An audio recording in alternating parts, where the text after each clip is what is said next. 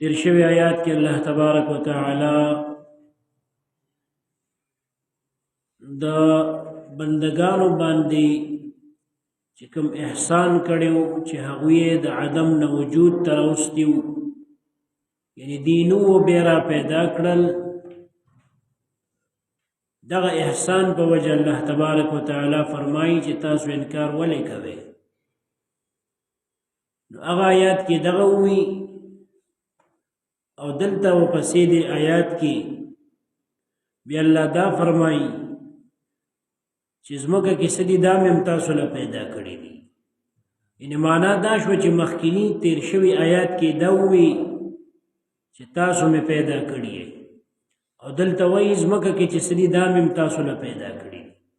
یعنی زه خالق ما د هر څه ما پیدا کړی دی. الله فرمایي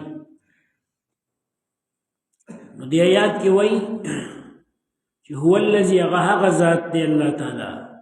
خلق چې پیدا کړلکم تاسو د پاره ما غصف الارض چې پسمکه کې دي جميعا ټول. ثم استوى بقصدك الى السماء د اسمانونو پیدایشتا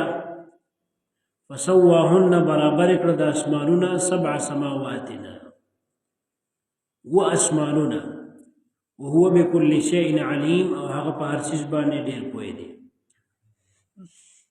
دا فرمایي چې د دې دوه آیاتونو مقصد دا دی چې الله دا فرمایي چې تاسو ما پیدا کړی او زمکه کې چې سړي دا مم تاسو له پیدا کړی دي. نو الله فرمایي زمانه علاوه بل پیدا کون کې نشتا او خالق خو مګي چې پیدا کون کې وي چې کوم دې پیدا کون کې هغه د مستحق د عبادت وي او لایق د عبادت وي. نو چې د الله نه ما سوا بل شو خالق نشتا نو بل لایق د عبادت هم نشتا، د الله شریک هم نشتا. مطلب د دې دوه آیاتونو دا دی. اوس په دې آیات کې الله فرمایي چې زمکه کې سدي دا ټول می تاسو له پیدا کړی. نو اوس خلق لكم ما في الارض جميعا تفسیر بیزاوی لیکلی دی چې خلق لكم یعنی لنفعکم ستاسو فیدی له پیدا کړی. وی دا د سبب ته مراد نه دی بلکې فایده ستاسو فایدې د پاره پیدا کړی. دا دلیل د دې دی چې سم الله پیدا کړی نو اول دا ټول حلال، اول دا ټول شو حلال. بیا چې کم کم سیستي الله حرام ول غختل نو غي حرام کړل. دی وجنه جامع ترمذی کې روایت موجود دی نبی علیه السلام مبارکنا صحابه کرامو ته پوښتنه کو چې دا پنیر او غوړی حلال دي کنه حلال نه دي. پنیر نه دي، پنیر او غوړی حلال دي کنه. نبی علیه السلام مبارک ورته وی چې کوم شیزونه الله تعالی په قران عظیم الشان کې حرام کړی دي هغه حرام دي او کوم چې حلال کړی دي یعنی چې مخکې حرام او حلال کړی دي نو هغه حلال دي او د کوم ذکر چې نه دي کړی نو هغه معاف دي. دا غي باره کې تاسو مکوي د کوم ذکر چې نه دي کړی. نو دی وجنه چې کوم د فیدی سیزوی دا ټول حلال دي خو چې کله شریعت حکم پکې د حرمت موجود نه وي. نو دی وجنه د دې لپاره د اصول فقه یو قاعده دی اصل پاشیو کې باحت یعنی هر چیز اول جایز. دا کوم سيزونه چې موږ په شریعت کې نکو شراب شو اول کې دا حلال او بیا حرام شو، یا بعض نور سيزونه په نورو شریعتونو کې حلال بیا زموږ په شریعت کې حرام شوی دي. لکه مخکې ما تاسو ته ویلو چې بنده ته سجده کول د ادب او د تعظیم دا حلال او مخکینی امتونو کې زموږ دي کې حرام دي. نو اصل په اشیاء کې واحد معنا دا چې هر یو شی اول جایز او دا غي دلیل دا دی چې الله ویلي دي چې زموږ کې سم دي دا ما تاسو له پیدا کړی. نو چې تاسو له پیدا کړی خو د فائدې لپاره پیدا کړی او د فائدې لپاره خو به علي چې جایز وي او قابل د استعمال وي کنه. نو فائدانات سيزونه چې کوم دي او چې کوم ضروري سيزونه دي دا الله په بازو مخو کې زموږ د فائدې لپاره پیدا کړی ضروري اشیاء. لکه دا مو چې دا مار او لړم او دا سيزونه چې زهريلم دي او شریعت مونږ ته دا حکم هم کړی دی چې وی ویني نو وجنه به تا ته د ضرر رسول نه مخکې به ختمه نو هغه به فائدې نه دی پیدا. بې فایدې نه دي پیدا، څه ناڅه فایده پکې شته. نو ګوره کوم څیزونه چې موږ ته نقصاني ښکاري هغه هم د بعضو موقعو د فایدې دپاره، لکه زهر چې اوس کوم دي، زهر نقصاني دي که نه، خو داسې امراض دي چې په هغې کې زهر اثر کوي او هغې کې زهر د زهرونه دوایي جوړېږي. لکه اوس دا د کینسر مرض چې کوم دی، نو د لړم د زهرونه د هغې دپاره دوایي تیارېږي. ته سوچ وکړه کینسر مرض خو مخکې نه و، هر چا به دا سوچ کو چې اوس دا لړم څه دپاره دی.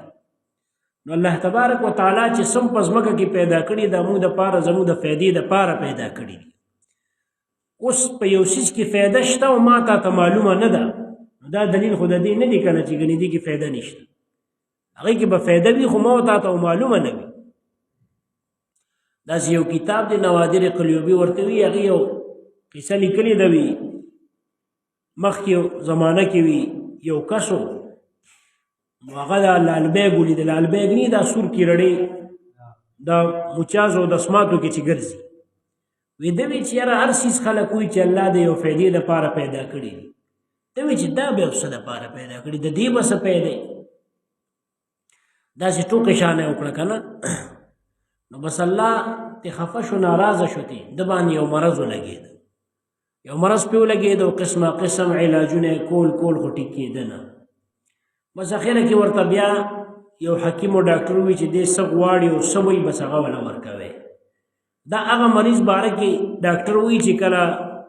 دغه علاج هغه سره نی، بس وی دی چې څه غواړي بس وله ورکوئ. بس په کور کې پروت و، په کوڅه کې یو حکیم آواز وکړ، یاره زه د لا علاج امراضو علاج کوم، چې د کوم امراضو علاج نه کېږي زه د هغې علاج کوم. د زامنو ته وویل یاره دا حکیم ماله راولې، زامنو ورته وی ګوره ته موږ څومره ښه ډاکټرانو له بوتلې، اوس دا په کوڅو کې ګرځي دا حکیم، نو چې کوم کس په کوڅو کې مریضانو پسې ګرځي نو هغه څه حکیمي ډاکټر خو هغې چې ته وله لاړ شي، نو دا هېڅ حکیم او ډاکټر نه دی. نو پرېږده بس هسې مونږ هم مه په عذابوه، څه به اوس تاوان کوو. وی یاره تاسو یې څه کوئ خو ری ولې راله، چې بار بار یې ورته وي نو ری وسته، چې ری وسته او کله مریض دا حکیم راغی او دې چیک معاینه وکړه د ده، نو ورته وی یاره لالبیګ راوړی، لالبیګ. نو چې وی لالبیګ راوړی نو زامنو یې پورې په خندا شو چې مونږ تا ته وی بابا چې دا خو هسې څه حکیم نه دی څه ډاکټر نه دی، اوس د ستا د مرض د لالبیګ سره څه تعلق دی. خو چې هغه وی لالبیګ راوړی نو ده ته هغه خبره یاده شو چې وی دا لالبیګ خو ما یو ورځ لیدلي او یو ټوکه مې کړې وه چې دا اوس خدای څه له پیدا کړې. ورته وی راوړی وله هغې ته خو یې خبره نه کوله، لالبیګ یې چې وله راوړو نو هغې وسوځوه، بیا د هغه به څه زخم و هر څه چې و په هغې باندې کېښوده او د هغې نه وله الله شفا ورکړه، جوړ شو. دا الله تعالی دته ښودل چې ګوره دا بېکاره څیز دی، د ګندګۍ کې لګیئ، خو دا هم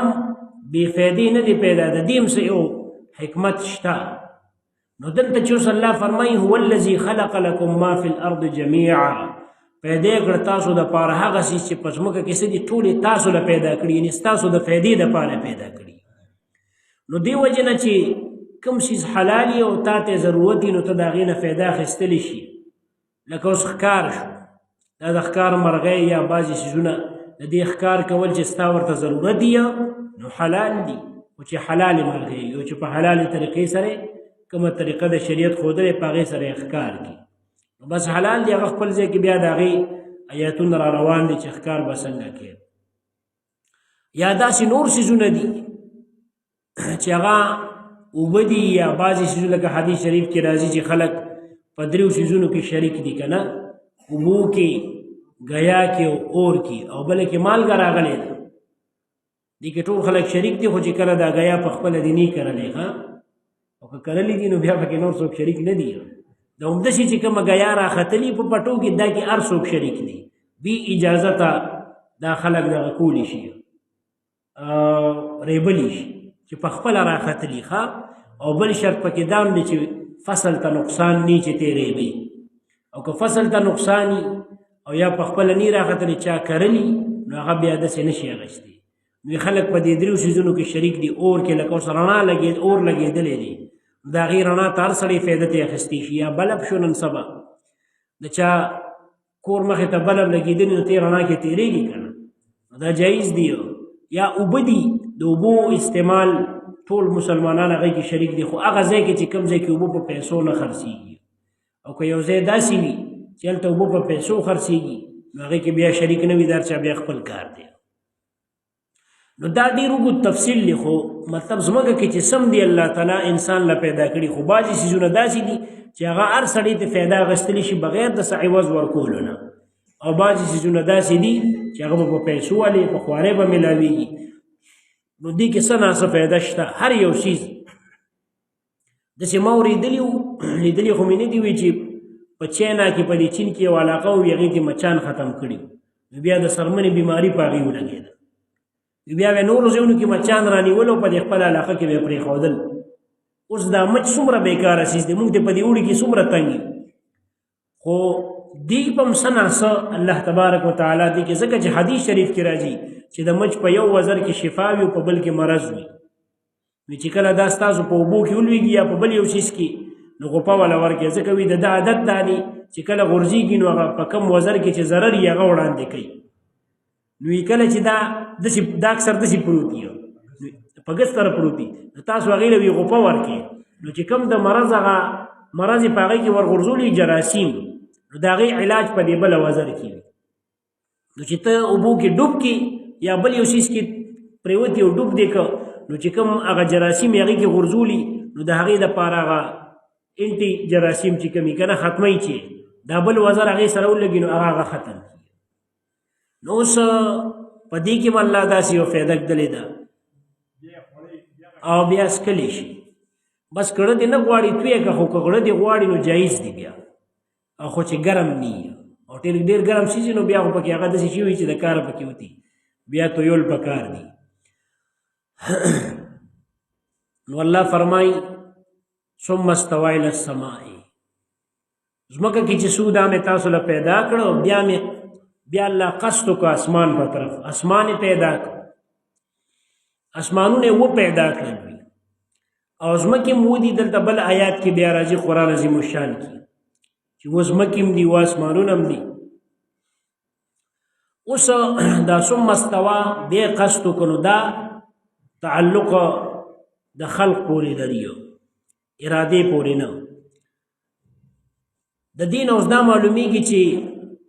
اول ځمکه پیدا ده او بیا اسمانونه پیدا دي، ځکه دلته څه فرمایي چې الله هغه ذات دی چې ځمکې پیدا په ځمکه کې چې څه دي دی پیدا کړل او بیا اسمانونه پیدا کړل. دې نه څه معلومیږي چې اول ځمکه پیدا ده او بیا اسمانونه پیدا دي. دغه رنګې قرآن عظیم الشان کې نورو آیاتونو کې سورې حامیم سجده کې هم داسې راغلي دي، نورو آیاتونو نه هم دا معلومیږي چې اول ځمکه پیدا ده بیا اسمان. خو سورې نازعات کې په 13مه سپاره کې الله فرمایي که نه والارض بعد ذلك دحاها، هغې کې راځي د هغې نه دا معلومیږي چې دا ځمکه د اسمان نه پس پیدا ده. نور دې ډېرو آیاتونو نه دا معلومیږي چې ځمکه مخکې پیدا ده او اسمان ورپسې الله پیدا کړی، او د هغه آیات نه دا معلومیږي چې الله فرمایي ځمکه مونږ غوړولې ده د اسمان نه پس. نو د اکثر علماو دا مذهب دی او دا قول دی چې ځمکه اول پیدا ده او اسمان وروستو پیدا دی. نو خاص ځمکه چې اول پیدا ده او اسمان وروستو، د هغه آیات به بیا څه مطلب بیانې چې 13مه سپاره کې الله سورې نازعات کې وایي چې اسمان نه مې پس ځمکه غوړولې ده. د دې جواب دا دی چې ځمکه الله اول پیدا کړې وه خو غوړولې نه وه، لکه پوټ چې ته راوړې جومات ته او جومات کې دې لا خور کړي نی، ټیک شوه. نو داسې پیدا کړې اول و مخکې وه د اسمان نه پیدا کړې وه خو خوره کړې نه وه، ځکه دا هم د پوړ په یو مثل دی، خو دا داسې یو پوړ دی چې زمونږ ستاسو عقل یې نه راخلي، دومره پلن دی چې او دومره جوور دی چې زمونږ عقل یې نه راخلي. خبره پوهېږي؟ نو ځمکې پیدا اول کړه الله تعالی، د آیات نه معلومیږي. بیا ورپسې اسمان پیدا کړه، ځمکې پیدا کړه هغه ماده ولا پیدا کړه غوړولې نه وه، نو چې بیا اسمان پیدا کړه نو د اسمان نه پسې بیا ځمکه وغوړوله، نو والارض بعد ذلك دحاها سوره نازعات کې چې د شمس سپاره کې الله فرمایي د اسمان نه پس مکه اوغړوله نو هغه آیات د دې مخالف نه دي ځکه دې کې راغلي چې مکه مې پیدا کړه اول تویز مکه مې اوغړوله مکه پیدا شوی د اسمان نه مخکې ده او بیا پس اسمان پیدا شوی او بیا د ازمکه غوړېدلې ده نو په دې سره په ټولو آیاتونو منځ کې یو ځایوالی راغی صحیح شو والذي الله تبارک وتعالى هغه ذات دی خلقا چې پیدا کلکم تاسو د پاره ستاسو د فیدې د پاره ما هغه څه فی الارض چې پزمکه کې دی جميعا ټوله ثم استوى بقصدکم الى السماء د اسمان په طرف باندې یعنی د اسمان د پیدایش په طرفي د خلق قصد کو خلق بیا د هغه کو فسواهن نو سم کړه برابر کړه د اسمانونو 7 سماوات و اسمانونو وهو بكل شيء عليم وهو د الله تبارک وتعالى بكل شيء په هر چیز باندې علیم ډیر پوی دی نو ډیر پوی دا علیم یو عالم یو علیم دې کې لږ فرق دی عالم مطلب پوی او د علیم معنا ډیر پوی دې ته د مبالغې څخه وایي په عربی ګرامرو کې کنه نو علیم ډیر پوی دی الله تعالی صفاتونه اکثر چې کوم دینو د مبالغې څخه دي کنه لکه رحیم او رحمان او کریم او تو څوګره کریم ډیر عزتمن رحیم ډیر مهربان دا چې بس علیم ډیر عالم او ډیر پوی والذي الله تبارک وتعالى هغه ذات دی خلقا چې پیدا کلکم تاسو د فیدې د پاره ما هغه څه فی الارض چې پزمکه کې دی جميعا طول ثم استوى بقصدکم الى السماء د اسمان پیدایشتا فسواهن برابر کینی پیدا فسواهن په معنا د خلقهن دی ښا فسواهن برابر کړل نو معنی دا چې پیدا کړل فسواهن نو پیدا کړل یا برابر کړل 7 سماوات و اسمانونه وهو هغه بكل شيء پر سیس باندې علیم ډیر پوی دی صدق الله العظیم اللهم صل علی سیدنا